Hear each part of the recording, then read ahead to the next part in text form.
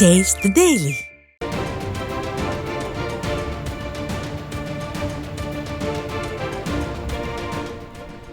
அண்மை செய்தி. திருப்பூரில் வரி உயர்வை கண்டித்து கருப்பு சட்டை அணிந்து சாலை மறியலில் ஈடுபட்ட அதிமுக கவுன்சிலர்களை ஸ்டாலின் அரசின் ஏவல் துறை வலுக்கட்டாயமாக கைது செய்து அராஜகத்தில் ஈடுபட்டிருக்கிறது. அதன் விவரங்களை வழங்குவதற்காக நமது செய்தியாளர் பாலசுப்ரமணி இணைகிறார். அவரிடம் கேட்கலாம். வணக்கம் பாலசுப்ரமணி, விவரங்கள்.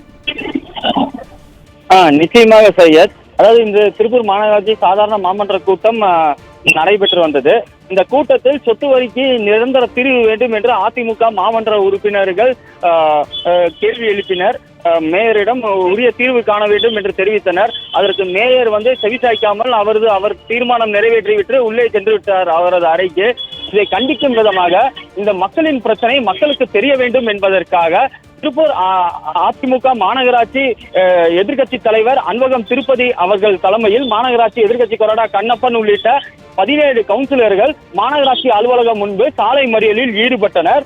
மேலும் விடியா திமுக அரசுக்கு எதிராக பல்வேறு கோஷங்களை எழுப்பினர். அதாவது பொதுமக்கள் வீட்டை விட்டு வீட்டு வரி கட்ட வேண்டும், சொத்தை விட்டு சொத்தை வரி கட்ட வேண்டும் போன்ற பல்வேறு கோஷங்கள் எழுப்பி மக்களுக்கு புரிய வைக்க வேண்டும், அவர்களுக்கு தெரிய வேண்டும் அதிமுக எவ்வாறு போராடுகிறது மக்களுக்காக என்று அந்த சாலை மறியலில் ஈடுபட்ட போது அந்த திமுக அரசின் காவல்துறை அவர்கள் கோஷத்தை கட்டுப்படுத்தவும் அவர்கள் உடனடியாக சாலை மறியலில் ஈடுபட வேண்டாம் என்று வாக்குவாதத்தில் ஈடுபட்டனர் அதிமுக மாமன்ற உறுப்பினர்களுடன். இதைத் தொடர்ந்து காவல்துறையினர் வலுக்கட்டாயமாக தரதரவென்று இழுத்துச் சென்று அதிமுக கவுன்சிலர்களை கைது செய்தனர். சையத், இந்த சம்பவத்தால் அப்பகுதியில் பெரும் பரபரப்பு ஏற்பட்டது.